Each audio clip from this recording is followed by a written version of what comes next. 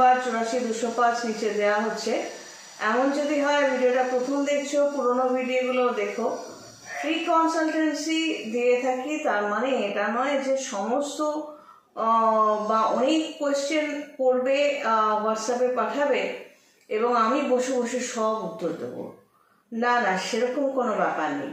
Free কনসালটেন্সির উদ্দেশ্য first হচ্ছে আমার নিজস্ব একটা পুণ্য অর্জন করা। এই লাইনে ভগবান 18 বছরের কাছাকাছি রাখতে পেরে রেখেছেন আমাকে, এবং আমি চেষ্টা করে গেছি এই লাইনে থাকতে। তার প্রতি কৃতজ্ঞতা জানিয়ে যে না, date of birth, place of birth, time of birth etcetera এগুলো দিলে আমি একটা কোয়েশ্চেনের অ্যান্সার দেবো। তার জন্য যে ক্যালকুলেশনটা আমি আমার এখানে বসে করব, সেটা হলো আমার একটা প্র্যাকটিসও হয়ে যাবে।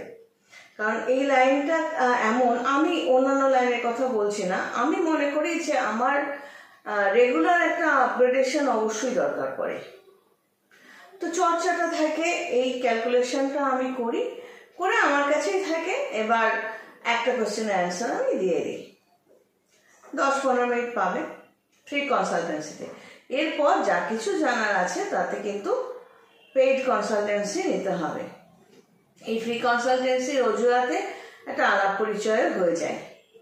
তো আজকের সাবজেক্টে ডিরেক্ট চলে আসি। এই ড্রেসটা পরে এটা ফার্স্ট ভিডিও।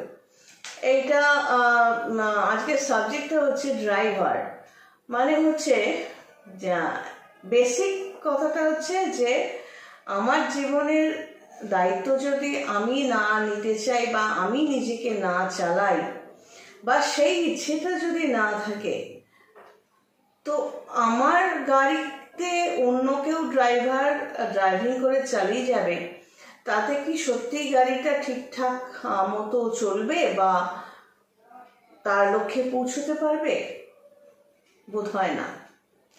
মানে হচ্ছে যে আমি যখন জন্মাচ্ছি তখন আমার date of birth, place of birth, time of birth দিয়ে যে এই ছকটা বানানো হলো, এই ছকে আমার একটা লগ্ন বেরোবে, যেটা আমার দেহভাব বোঝাবে, মাথা থেকে পা পর্যন্ত। রাশি মানে আমার চন্দ্রের পজিশন, যেটা আমার মেন্টালিটিকে ড্রাইভ করবে, এবং অন্যান্য গ্রহদের যে পজিশনটা, সেটা আমাকে আমার লাইফে আমি কতটা এগোতে পারবো সেটা বলবে। তো এই ক্যালকুলেশনটা জ্যোতিষী করে, জ্যোতিষবিদ্যা হেল্প করে। তো আমার লাইফে যারা, আমি যখন ক্লাস 7-8-এ পড়ি, একটা বড় জুয়েলার্স থেকে একজন জ্যোতিষী আমার সম্পর্কে যেটা ফোরকাস্ট করেছিলেন, সেটার দিকে আমার বাড়ির লোকের কিন্তু কোনো ইচ্ছে ছিল না সেই দিকে ড্রাইভ করানোর। মানে ধরো ডক্টরেট যে লিখি, পিএইচডি ইন অ্যাস্ট্রোলজি 2023-এ, তো সেটা ওই ক্লাস 7-এ একজন বড় জুয়েলার্সের জ্যোতিষী ফোরকাস্ট করেছিলেন। তো তখন আমি মাকে খুব খুশি হতে দেখে একটু দ্বিধায় পড়ে গেছিলাম। মা সার্ভিস করতেন, বাবাও সার্ভিস করতেন, গভর্নমেন্ট সার্ভিস। তো তখন মাকে বললাম, কারণ আমার মা বাবার যা ব্যবহার, ধ্যান ধারণা, তো তাতে আমার কোনোভাবেই মনে হয়নি যে ওখানে লেখা ছিল যে ডক্টরেট করবে মেয়ে। তো সেই পর্যন্ত আমাকে এগোবে। তখন ক্লাস 7, তখন পড়াশুনোটা নিয়ে মায়ের এই বক্তব্যটা ছিল, মেয়েদের বেশি পড়াশুনো করতে হয় না, তাহলে বর পাওয়া যায় না, যেটা আমি খুব ভেতরে ভেতরে অপমানিত বোধ করতাম। তো মা অবশ্য সেটা বুঝতে পারেনি, বাবা তো পারেনি। তো এইরকম হয়তো অনেক ঘরেই ম্যাটারটা ঘটে। এবার মায়ের তখন বক্তব্য, আমি তখন মাকে বললাম যে তাহলে তুমি আমাকে পড়াবে তো, যতটা দূর পড়তে চাইবো। মা বলে না না, অত গ্র্যাজুয়েশন করবি, তারপর তো শ্বশুরবাড়ি বিয়ে দিয়ে দেবো, শ্বশুরবাড়ি পড়ালে পড়বি, না পড়লে সংসার ধর্ম করবি। যেটা মন থেকে আমি মেনে নিতে পারিনি। তখন ক্লাস 7 থেকে নিজেকে তৈরি করতে শুরু করলাম যে আমাকে, তখন কিন্তু ডক্টরেট মানে আমি বুঝি না। মাকে যখন জিজ্ঞেস করলাম, মা বলে ওটা অনেক পড়াশুনো করতে হয়। তো আমি ব্যক্তিগতভাবে বুঝেছি যে একটা মেয়ের অস্ত্র সবসময় লেখাপড়াটাকে চালিয়ে যাওয়া। রূপ বেশি দিন না বা যতদিন আছে থাক, বা ঝামা টামা ঘষে মানে মেকআপ টেকআপ করে যতদিন চালানো যায়। তো রূপটা কোন কাজে লাগবে? অন্য কারোকে ইমপ্রেস করতে, যেটা আমার ক্যারেক্টার নয়। আমি যা কিছু করি, এই যে নেল পলিশটা করি, এটা আমার নিজের ভালো লাগার জন্য। এনিথিং আই ডু, যা কিছু করি আমার নিজের যেটা ভালো লাগে আমি করি, কারোকে ইমপ্রেস করার জন্য কোনোদিন কিছু করিনি। এই জন্য কে আমার প্রশংসা করলো বা নিন্দে করলো, আই ডোন্ট কেয়ার। তো এই পড়াশোনাটার কথা বললাম, বিয়ে দেওয়াটার কথা বললাম। অনেক ফ্যামিলিতেই আছে ছেলেদের পেছনে আত্মীয়রা পড়ে থাকে, কি রে কবে বিয়ে করবি, মেয়েদের পেছনে পড়ে থাকে, কি মেয়ে তো বুড়ি হয়ে যাচ্ছে, কবে বিয়ে হবে, কেউ তো নেবে না। অর্থাৎ এই যে জন্মছকটা বানানো হয়, এখানে একটা 10th হাউস আছে, মানে 1 নম্বর লগ্ন ভাবকে ধরলে ঘুরে 10 নম্বর ঘর। এটা যদি চন্দ্রকে ধরি মানে রাশি ধরি, তাহলেও 10 নম্বর ঘর। 10 নম্বর ভাবটা হচ্ছে, হাউসটা হচ্ছে কর্মভাব। এই কর্মভাব মানে হচ্ছে আমি আমার লাইফটাকে কিভাবে চালাবো, এবং এই যে মানসিকতা, এই মানসিকতাটা আসবে কোথার থেকে?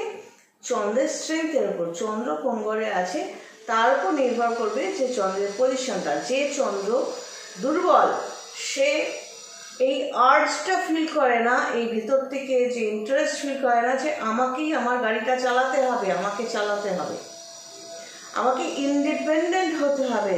তার জন্য সমাজ বা প্রতিবেশী, বন্ধুবান্ধব, আত্মীয় স্বজন, পরিস্থিতি, আর্থিক পরিস্থিতি, মানসিক পরিস্থিতি, সব কিছুর সাথে আমাকে লড়াই করতে হলে আমি করব। সেই যে মানসিকতা, সেই মানসিকতা চন্দ্র তৈরি করে। চন্দ্রের স্ট্রেংথ সেখানেই বোঝা যায়। এছাড়াও চন্দ্রের অনেক স্ট্রেংথ আছে না দুর্বলতা আছে, সেটা তো অনেক কিছুতে বোঝা যায়। তো এই যে মানসিকতা, যে আমি লড়াই করে নিজেকে এস্টাবলিশ করব, অর্থাৎ নিজের গাড়িটা নিজেকে চালাবো, কে কি বললো মানলো, বাবা ভালো বললো খারাপ বললো, আমি গায়ে মাখবো না, কারণ এই গাড়ির মালিক আমি নিজে। এই যে ইন্টারেস্ট, এই যে চালনা করার মানসিকতা, আর্জ, সেটা চন্দ্রের পজিশন ওপর ডিপেন্ড করে। যার চন্দ্র খারাপ, সে সেটা ফিলই করবে না, ও চলছে চলো, মা বাবা গেলেই যাচ্ছে গেলি, তার মধ্যে একটু প্রেম প্রীত করলাম, তার মধ্যে সুখ দুঃখের ব্যাপার, কষ্ট, আমার কষ্ট, আমার কষ্ট, এরকম আছে না, সুখের কষ্ট অনেকে। তো এইসব ব্যাপারগুলো ঘটতে থাকে। চন্দ্র খারাপ, এবার তার জন্য তুমি মুক্ত পরে বসে থাকো বা চন্দ্রের কবচ পড়ো, হ্যাঁ ঘন্টা হবে, কিচ্ছু হবে না, ট্রাস্ট মি, বিশ্বাস করো, কিচ্ছু হবে না। তার ব্যাপার আছে না, তাকে নিজেকে, তার চন্দ্রটাকে আপগ্রেড করতে গেলে মহাকাশে গিয়ে চন্দ্র ঠিক করবে তা তো হয় না। তখন কোনো ভালো তান্ত্রিকের কাছে বা স্পিরিচুয়াল গাইডের কাছে গিয়ে একটা সিস্টেমে ফেলতে হবে যে ভাই তুই এইগুলো করলে তবে তোর লক্ষ্যে পৌঁছতে পারবি, যদি লক্ষ্য বলে কিছু থেকে থাকে। আর সেই লক্ষ্য বলে কিছু থাকাটাও একটা ব্যাপার আছে, সেটা চন্দ্রের পজিশন। এবার অন্যান্য গ্রহদের একটা পজিশন আছে, কোন গ্রহ তোমায় সাপোর্ট করবে। তুমি এবার কর্মটা স্টার্ট করলে, তোমার গাড়িটা চালানোর জন্য ইনিশিয়েট নেবে, তো সে তোমায় সাপোর্ট দেবে, ভাই এটা কর, ওটা কর, এই করলে গাড়িটা একটু আগে যাবে, এটা করলে পিছিয়ে যাবে। এই যে সাপোর্ট নেওয়া, সাপোর্ট দেওয়া, কোনো গ্রহ ব্যাকগ্রাউন্ড দিতে পারে। তো এই টোটাল পজিশনটা জ্যোতিষীর কাছ থেকে তোমাকে জানতে হবে। তো এই হলো নিজের গাড়ি নিজেকে চালানো। আমি যদি আমার গাড়ি না চালিয়ে আমি আমার লক্ষ্যে পৌঁছানোর চেষ্টাটাই না করি, অন্য কেউ এসে ড্রাইভ করে, কোন কোনো ফ্যামিলিতে থাকে না, মা বাবা বা অমুক আত্মীয় স্বজন, না না তোকে এটা হতেই হবে, তোকে ওটা করতেই হবে, সেটা ডাক্তার ইঞ্জিনিয়ার বলো বা অন্য কাউকে, মানে কাউকে বিয়ে করে বাচ্চা পয়দা করা বলো, তোকে এটা করতেই হবে। অর্থাৎ আমার গাড়িটাকে অন্য কেউ চালাবে, আমি কিন্তু এটা হতে দিই। আমি যা যা করেছি নিজের ইচ্ছেতে করেছি এবং নিজের জেদটাকে চিরকাল বজায় রেখেছি, কারণ আমি জানি আমি লিগালি কথা বলছি, লজিক্যালি কথা বলছি, উইদাউট সেন্টিমেন্ট।